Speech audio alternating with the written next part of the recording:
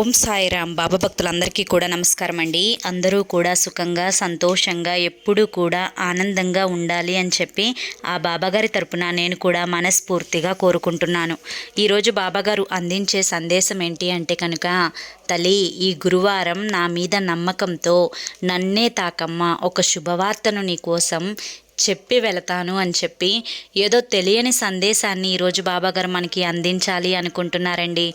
మరి బాబాగారు ఏ సందేశం అందించినా కూడా అది మన భవిష్యత్తుకు పునాది అని చెప్పి మనందరికీ కూడా తెలిసిన విషయమే కదా.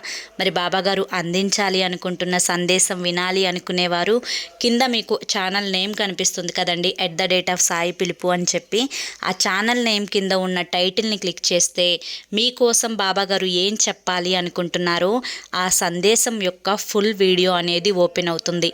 తప్పకుండా విని అందరూ సంతోషంగా ఉండండి. జై సాయిరామ్.